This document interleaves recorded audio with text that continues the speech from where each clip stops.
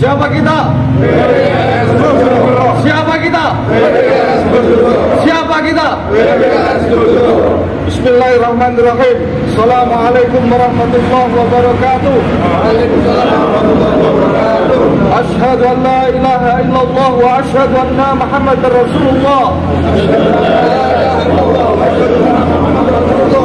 Ya Jabbaru ya Qahar, ya Jabbaru ya Qahar, ya Jabbaru ya Qahar, ya Jabbaru ya Qahar, ya Jabbaru ya Qahar, ya Jabbaru ya Qahar, ya Jabbaru ya Qahar, ya Jabbaru ya Qahar, ya Jabbaru ya Qahar, ya Jabbaru ya Qahar, ya Jabbaru ya Qahar, ya Jabbaru ya Qahar, ya Jabbaru ya Qahar, ya Jabbaru ya Qahar, ya Dzal Batsi Syadid, ya Dzal Batsi Syadid, ya Dzal Batsi Syadid, ya Dzal Batsi Syadid, ya Dzal Batsi Syadid, ya Dzal Batsi Syadid.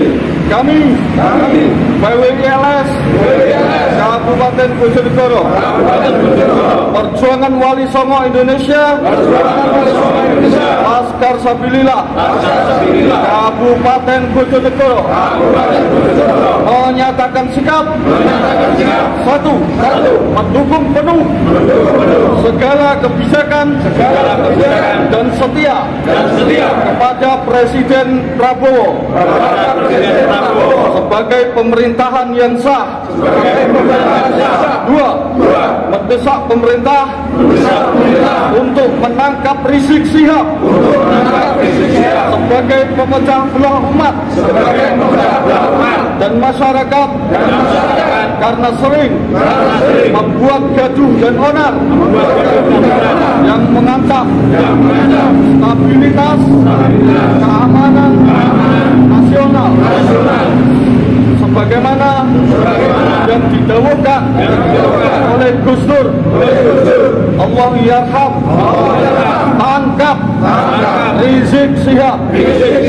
Tiga, kami bersama Gus Fuad Klaret menjaga Undang-Undang Dasar 1945 dan Pancasila dari rongrongan sisa-sisa atek penjajah Belanda dan dari rongrongan kepentingan Barat dan Yahudi.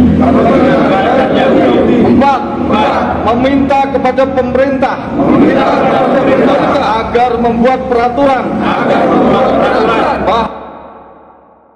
Assalamualaikum warahmatullahi wabarakatuh. Bismillahirrahmanirrahim. Maklumat umat Islam dan rakyat Indonesia sehubungan dengan perkembangan situasi dan kondisi kegaduhan dan kegundahan umat Islam dan rakyat Indonesia disebabkan ucapan provokator mantan napi kejahatan melanggar hukum dan undang-undang negara Republik Indonesia, yaitu Muhammad Rizik Syihab, maka kami keluarkan maklumat umat Islam dan rakyat Indonesia sebagai berikut. 1. Mengabaikan provokasi untuk membuat kekacauan dengan kata perang dan menghina umat Islam serta rakyat Indonesia dengan kata monyet. Jelas ini melanggar hukum dan konstitusi bangsa Indonesia, wajib dilawan karena ini bagian dari subversi dan radikalisme verbal. 2. Negara harus hadir dengan perangkat hukum dan penegakan hukum adil seadil-adilnya kepada Muhammad Rizik Syihab beserta jaringan dalam dan luar negeri. 3. Mengingatkan dengan tegas dan secara seksama kepada umat Islam dan rakyat Indonesia, pemerintah Indonesia, serta perangkat TNI Polri bahwa provokasi Muhammad Rizik Syihab sangat-sangat berbahaya terhadap persatuan dan kesatuan bangsa dan negara Indonesia. Ingat, tokoh-tokoh teroris dan kaum radikalis selalu mengajak perang dan merendahkan yang lain. Keempat, rapatkan barisan umat Islam dan rakyat Indonesia dari berbagai komponen bangsa Indonesia, jaga kondusivitas di lingkungan masing-masing. 5. Kepada tokoh-tokoh agama dan tokoh masyarakat dari tingkat bawah hingga nasional, jaga komentar dan ucapan untuk tidak mengeluarkan pernyataan yang memancing chaos di tengah masyarakat. 6. Provokasi Muhammad Rizik Syihab tidak ada hubungannya dengan keyakinan agama apapun. Ini murni provokasi dan merendahkan harkat dan martabat bangsa Indonesia. 7. Kepada pihak-pihak yang masih mendukung gerak dan perilaku Muhammad Rizik Syihab, dengan tegas kami minta, jangan korbankan umat Islam dan rakyat Indonesia. 8. Kepada kepala pemerintahan sekaligus kepala negara, maka Presiden Republik Indonesia segera mengambil tindakan tegas dan keras terhadap orang atau kelompok perusak persatuan dan kesatuan bangsa dan negara Indonesia. 9. Maklumat terbuka ini berlaku sejak diterbitkan hingga batas waktu yang tidak ditentukan, dan kepada pemerintah, TNI Polri, dan perangkat hukum segera tangkap dan adili Muhammad Rizik Syihab untuk mempertanggungjawabkan tindakan dan ucapannya. Hal-hal lain, umat Islam dan rakyat Indonesia harap tandai dan ingat mereka yang mendukung dan membela tindakan, perilaku, serta ucapan Muhammad Rizik Syihab. Mereka adalah musuh besar persatuan dan kesatuan bangsa dan negara Indonesia. Wassalamualaikum warahmatullahi wabarakatuh. Semoga Allah melindungi bangsa dan negara Indonesia. Jakarta, 2 April 2025. Tertanda umat Islam dan rakyat Indonesia.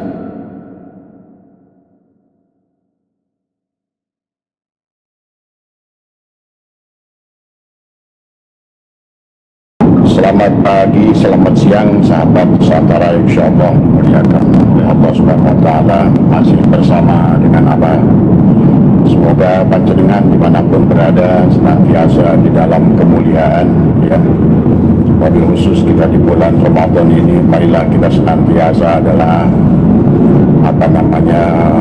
meningkatkan cinta kita pada Allah, kepada Rasulullah, dan juga adalah marilah terus kita memperbaiki diri, adalah membersihkan hati kita dari segala kebencian, dari segala sifat-sifat hasad, hasud, ya, sifat adu domba dan lain sebagainya. Karena buat apa kita melaksanakan ketaatan kalau masih tubuh kita diperangi dengan sifat-sifat kebencian, ya. Ada beberapa video yang dikirimkan ke Abah tentang bagaimana perseteruan Kang Deddy Mizwar, Kang Deddy Mulyadi adalah Gubernur Jawa Barat, yang Abah adalah manusia paripurna, ya. Kang Deddy Mulyadi itu adalah manusia paripurna, adalah bukan hanya beliau seorang politikus, bukan hanya beliau seorang pejabat, ya, seorang gubernur, ya. Dari mulai menjadi bupati, ya, Abah sudah kenal dengan beliau. Beliau itu luar biasa, sangat memahami, adalah keilmuan yang sangat dalam, ya. Walaupun barangkali pakaiannya tidak menunjukkan seorang kiai, tetapi karena dulu Abah pernah bersama Uwa Jejen, ya, pernah bertemu dengan beliau langsung di sana, ya. Dan Kang Deddy adalah orang yang sangat luar biasa dan juga termasuk murid Suryalaya, ya, Abah Anom. Maka beliau adalah memiliki akhlak yang luar biasa. Maka oleh karena itulah, dengan sifat orang-orang yang hidupnya tidak lagi takut dengan mati, ya sahabat, seperti Kang Deddy, dan kebanyakan ada orang-orang dari orang tasawuf itu nggak ada takut mati, karena kematian itu adalah sesuatu yang didambakan dari semua, ya. Karena walaupun di alam sini sudah bahasanya adalah sudah kenal dengan Allah, sudah liko dengan Allah, dia juga mengerti, tetapi tetap kesempurnaan kembali adalah pada saat adalah ya kematian, itulah tadi semua. Walaupun ada konsep al-mutu qabla an tamutu tadi semua. Maka oleh karena itulah dari video-video tadi yang bagaimana Pak KDM, Pak Kang Deddy Mulyadi berseteru dengan Habib Rizik, Bahar, dan semua di Jawa Barat. Karena sekarang Jawa Barat itu adalah menjadi markas habaib dari semua. Maka Abah sebagai orang Jawa Barat adalah mengajak kepada warga Jawa Barat, marilah kita cintai gubernur kita, marilah kita dukung programnya tadi, karena beliau bahkan sangat berpotensi adalah menjadi RI 1, ya, karena beliau sangat luar biasa, ya, secara dohir, secara batin. Abah melihat adalah keluar biasaan dari beliau, ya, dari keilmuan, dari budaya, ya, dari pemahaman, semua adalah sangat luar biasa. Oh iya Bang, Abah lagi di jalan nih. Ini kebetulan Abah mau mudik, ya, ini bersama keluarga semua sudah OTW ke Sukabumi, ya. Kemudian tadi pagi Abah melihat video-video dari Mas Irfan, ya, tentang Darmawan, ya, tentang Deddy Mulyadi, ya. Kalau kata Abah, marilah buat seluruh warga Jawa Barat kita dukung programnya. Syukur-syukur barangkali walaupun secara apa namanya seolah-olah untuk presiden RI 1 itu masih orang Jawa, tapi siapa tahu kalau barangkali inilah mungkin waktunya jangan-jangan orang Jawa Barat punya RI 1 gitu kan tadi semua. Ya, karena Kang Deddy juga ada orang Jawa. Kan Jawa itu dulu sahabat luas maknanya, ya, bukan hanya Jawa Tengah, Jawa Timur, tapi Jawa Barat kan Jawa sama tadi semua. Maka oleh karena itulah kita harus apa namanya rapatkan barisan, bukan berarti kita untuk membenci siapapun, tapi kita yang harus kita lakukan adalah meluruskan kebenaran, ya. Terutama dengan sekarang ini adalah tarik-menarik sahabat secara politik, bahwa mereka-mereka yang merasa tadi, ya, terutama sekarang ada wacana dari orang-orang yang dari Muhyiddin ingin mendorong Habib siapa itu, ya, Idrus adalah apa namanya yang akan diajukan menjadikan pahlawan nasional. Nah, untuk ini pun dari pertanyaan siapa Mas Yusuf, ya, Abah pribadi nggak setuju. Kenapa? Karena kalau menurut Abah masih banyak tokoh lain yang lebih pantas. Satu itu. Yang kedua, siapa Habib Idrus ini sebenarnya adalah secara kewarganegaraan, ya, baru diresmikan tahun 2024. Mana mungkin orang yang bukan warga negara Indonesia dan dia menjadikan warga negara Indonesia itu pun baru tahun 2024. Sementara dia sudah meninggal tahun 1969, ya. Jadi mayit yang dijadikan WNI tadi semua. Mana bisa tadi orang WNA yang kemudian mayitnya dijadikan WNI tadi semua setelah mati. Karena untuk mengajukan menjadi WNI itu bukan mayit, tapi dia pada saat masih hidup tadi semua. Maka sesungguhnya pahami juga tentang, dan Bapak juga ada mohon kepada Pak Alwin jangan arogan. Karena inilah Abah setuju mungkin dengan Kiai Ubaidillah. Kenapa dulu para habaib ini tidak mau menjadi warga negara Indonesia, ya, pada saat Indonesia mengumumkan kemerdekaan? Karena mereka itu menganggap Indonesia ini belum merdeka tadi semua. Kan kita sudah ngerti bagaimana pertalian apa namanya dari mulai zaman Sunan Kordronye, dan sesungguhnya adalah para habib ini adalah antek-antek Belanda semuanya. Ya, jadi kita tuh harus tahu, dan terutama rakyat Indonesia juga harus tahu bahwa mereka adalah bagian daripada pemerintahan Belanda. Dan lihatlah, buka dalam bukunya Huub de Jong, buka dalam bukunya Panderplas, buka dalam tulisannya Sunan Kordronye sendiri, jadi semua. Jadi warga-warga orang Yaman ini sahabat sampai hari ini kewarganegaraannya sebenarnya tidak jelas sebenarnya tadi semua. Bahkan sebenarnya pada saat Presiden Abdurrahman Wahid lah, mereka itu dulu di KTP-nya, di paspornya ditulis, di paspor itu adalah WNI non pribumi. Nah, kalau seandainya di dalam KTP-nya saja WNI non pribumi, sebetulnya kalau berdasarkan undang-undang kewarganegaraan, maka ada aturan negara sesungguhnya adalah orang yang bukan asli pribumi tidak boleh mencalonkan presiden, mendapatkan jabatan, apalagi diangkat sebagai pahlawan nasional tadi semua. Bagaimana mungkin tadi semua orang yang apa namanya kayak Habib Idrus ini tadi semua, yang sekarang oleh Gus Ipul adalah Menteri Sosial, didorong untuk apa namanya menjadi salah satu yang akan mendapatkan gelar pahlawan nasional.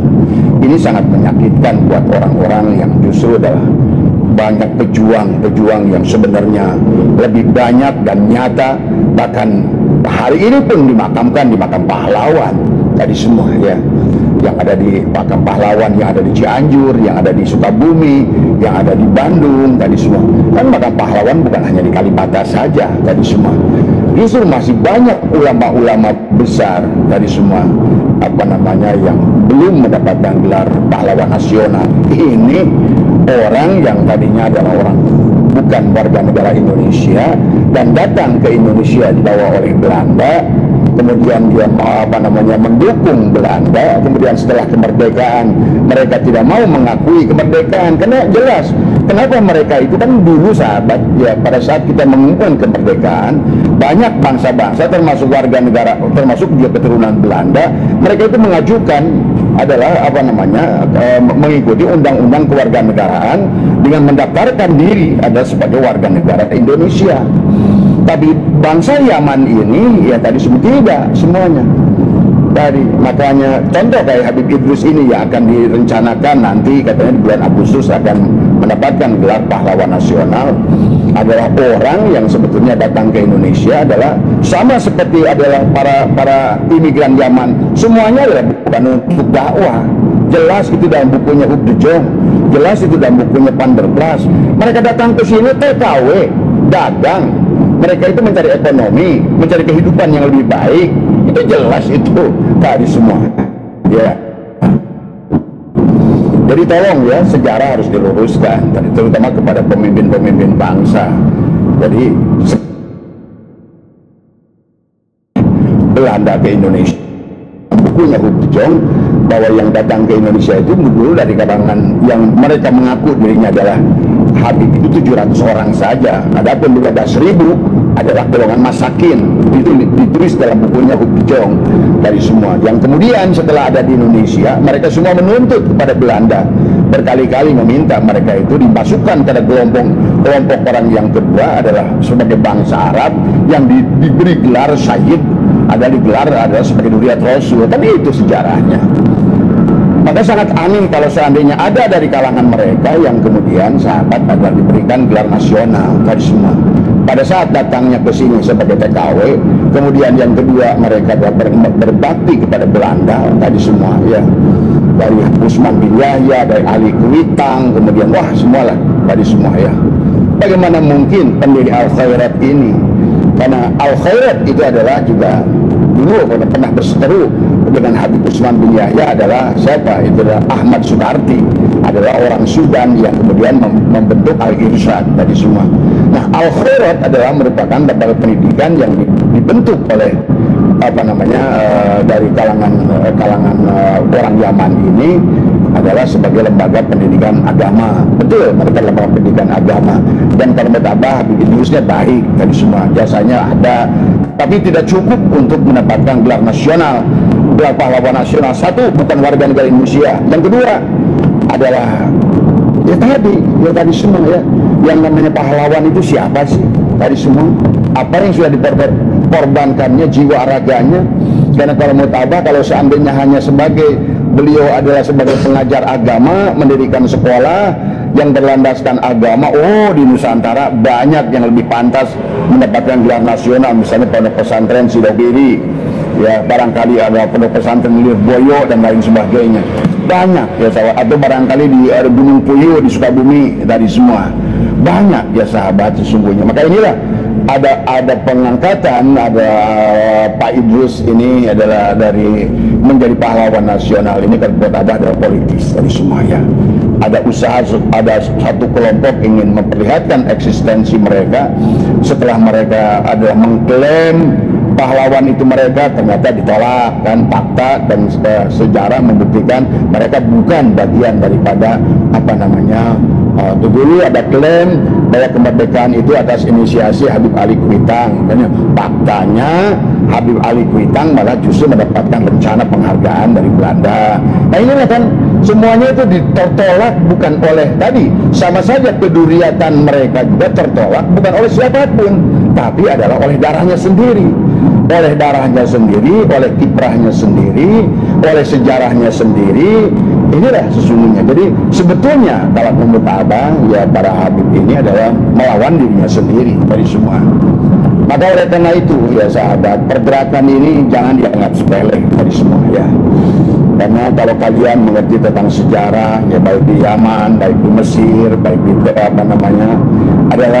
di Palestina adalah memiliki kesamaan.